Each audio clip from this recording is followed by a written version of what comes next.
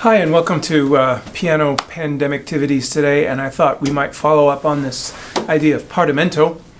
We've already had a few comments with people asking more about it, and you may have heard about it buzzing around in circles, musical circles, where they discuss music theory or improvisation.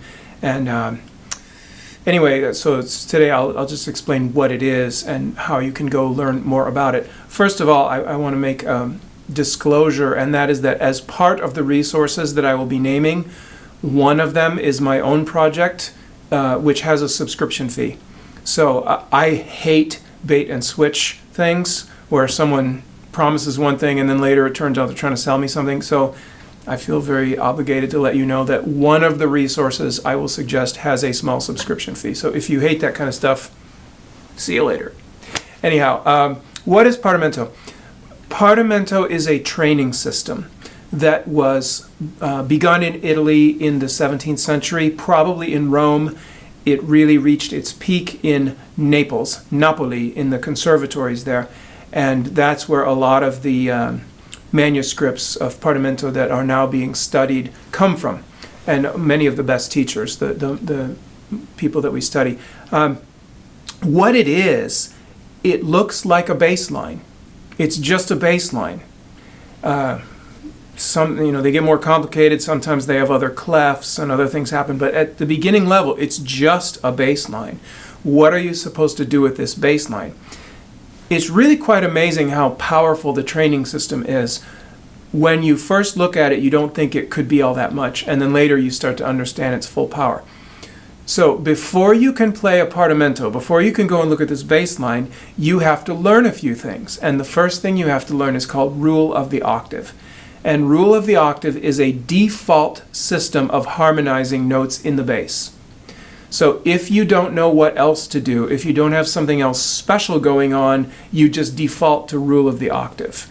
It's like the musical small talk of the 18th century. If you don't really have anything particular to talk about, you sort of chit-chat. Well, it's gray out today. Boy, that was quite a rainstorm last night. How about that sports team? Just the kind of standard language that fills in all the empty gaps. I sometimes compare rule of the octave to that. So here on the screen, I'm going to put rule of the octave. There it is, superimposed over me. And the way to explain it, the easiest way to explain it is that in the scale, 1 and 5 in the bass take what we would call root position triads, but what they called chords of the fifth. Every other pitch takes something else, often based on a sixth, with other intervals in between.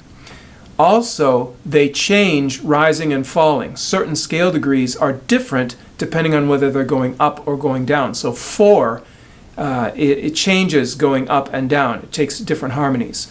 Also, in minor, we use the melodic minor form of the scale. So 6 and 7 actually change chromatically going up and down. And then there are a few other exceptions that you have to learn. So to learn rule of the octave, we play the bass alone in the left hand, and we play these harmonies in the right hand. We don't mix the harmonies between the hands. It's better to just leave the bass note in the left hand, because then you can really think about what scale degree that is. And the first thing you learn is you learn to go up and down in major and in minor. And then we learn to start from different positions. And a position is what is in the soprano. So if I start on 1 in the bass, and the soprano also has scale degree 1, that's known as first position. When the soprano takes the third, that's second position, and when it takes the fifth, that's third position. Now, obviously, as these chords go on, because we don't play in all parallel motion, the position changes. So when we say play rule of the octave in first position, I only mean start on the chord that's first position. All right, what are the rules of playing rule of the octave? First of all, no parallel fifths or octaves between the outer voices. They must not do that, okay? The inner voices we really don't worry about, because parallels are not audible on keyboard instruments between inner voices, and it just really won't be a problem. So the first thing that we do when we learn rule of the octave is we learn it up and down, and then we learn what are called the 4/6 exceptions, which is where 4 and 6 in the bass have yet another harmony they take under certain conditions. Okay? And then we practice them starting in every position, avoiding parallel fifths and octaves, rising and falling, major and minor, up to 3 or 4 sharps and flats in both directions, major and minor. So this is a lot of keys. This is half or more than half of the keys. When I have taught Partimento class in the past, I have given the students this assignment that during the summer they are to learn major and minor, ascending and descending in every key up to 4 sharps and flats at metronome equals 80, 1 chord per click, no mistakes, on video, starting in every position, no parallels. And they have to send me that video before class can start. So as you can imagine, learning rule of the octave is a big job, and it often will take weeks or months depending on how many keys you want to learn. When people are just beginning, and especially when they're not professionals or conservatory students, really just learn it in G first, G major, and then do G minor, and then move 1 accidental in each direction. Just get yourself a few keys to get started. It's fine. There's really no hurry. So that's the first task. Then, once you go to the first Partimento, the easiest ones, and I'll tell you about those in a minute, you will be able to figure out what harmonies are to be applied to every bass note, because the easiest Partimenti only use rule of the octave. Okay? They only need that one algorithm to solve everything, and they will unlock. Okay? So we play them as simple chord patterns. That's the simplest level of realization with correct 18th century harmony, and that's known as realizing a Partimento. Okay? Now, as Partimenti go on, we begin learning more and more musical devices that are going to be contained in them. The next thing is usually how cadences work. There are 3 types of cadences in Partimento, so we learn all 3 of those. And then we learn how to recognize them just by looking at how the bass moves. Then after that, we learn about how modulations happen in Partimento, how to recognize them in a Partimento only by seeing the bass with no figures and no chord symbols and no other clues. You still can figure out where it's going harmonically. So those are the first levels of Partimento. Then it starts getting interesting. We learn about special moves, special patterns of the bass called bass motions, or movimenti del Partimento, or moves of the Partimento. And these are patterns that we recognize that take harmonies that are different from rule of the octave. And there are many of these. It takes a long time to learn them all. They're very interesting, they're very rich harmonically, and they're embedded within these Partimenti. So as we go on, the Partimenti get more and more complex. So think for a moment about what we're actually doing when we play a Partimento. We are getting our hands on the keyboard and playing using correct 18th century harmony, not because we're reading all the notes and being dictated to, but because we are applying understanding of the musical language. We're solving a problem rather than reciting information. Okay? You can recite difficult scores all day long without knowing what's going on in them. But you can't play Partimento, even the simplest ones, without knowing exactly the inner workings of the musical language. So number one, we're rehearsing how the musical language is actually put together. We're learning to speak the language like a native.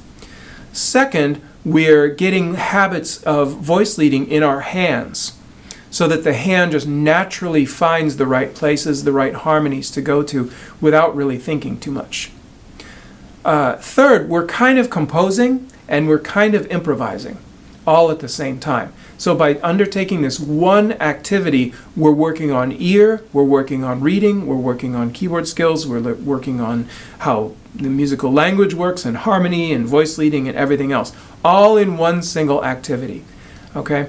So my contention, where I am right now, is I think that the best and fastest and most powerful pathway to improvisation is by learning Partimento. And so that's how I teach my students to do it. We work through 10 levels of Giovanni Furno's Partimenti. as the foundation for improvisation. Okay, so here's a couple pictures of some Partimenti from the world of old. And some of them would have figures to help along a beginner student, and the more advanced ones do not.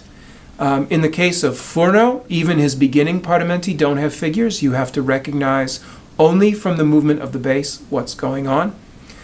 And then after we work for a while at this simple chord realization, then we do a level called stylization. In stylization, we're turning it from just a bunch of chords into an interesting type of piece.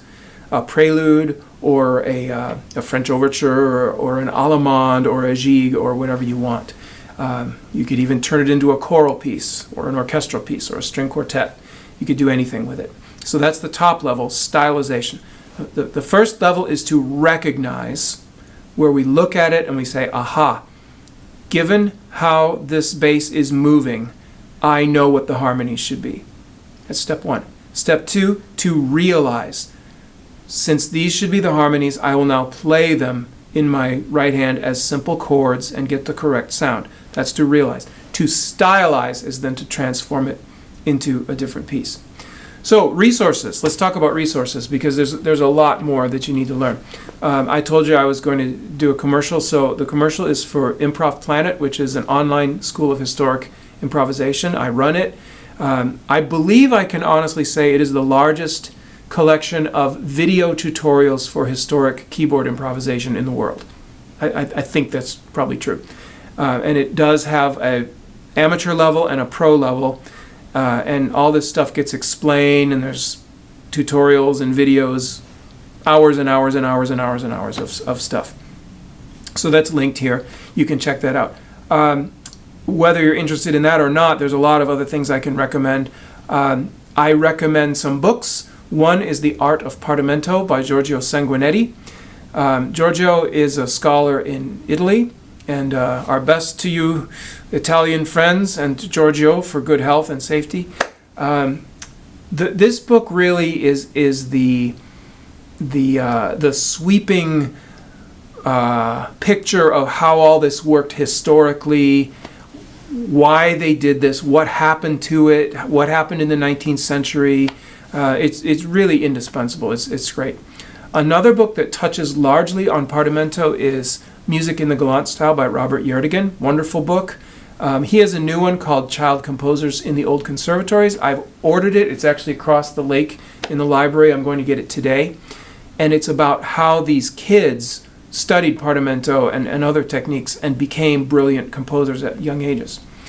So those are some of the biggies. My own book, which is coming out very soon, The Pianist Guide to Historic Improvisation, does not begin with Partimento. It begins with actually easier things and works its way up and has a chapter on Partimento. But again, it's for people, normal keyboard playing people who've never improvised before, who want to learn to do that in historic styles. And then there's some websites that I will link that have a lot of great material. There's even a Facebook group you have to ask to be a member. It's called The Art of Partimento, and there's some good discussions there. If I think of anything else, I'll put it all in the description so you can have all those links. So I've been working on Partimento. I'm actually working on a book on it now. Guys like Giorgio Sanguinetti and Bob Yerdigan, and I should mention Peter Ventur, wonderful scholar from Oslo. These people are out there digging up manuscripts and reconstructing the historic side of this that is just so valuable and wonderful. We just love what they do. Where I try to come in and do some work is translating that for the average typical contemporary player who may be an amateur or maybe a conservatory student or professional, but who has never improvised. So how do you connect all this historic stuff with typical piano players today? That's really my area there. And so I'm working through Fenaroli right now. I've got his huge collection of Partimenti, and I'm about a third of the way through. I'm playing all of them and just getting to know what's in here. So some of my Pandemictivities today. Other than that, I'll leave the rest in the link down below and provide you with some good activities while you have some downtime. So check out Partimento and see where it may lead you. I hope it'll be interesting and fun for you. Ciao.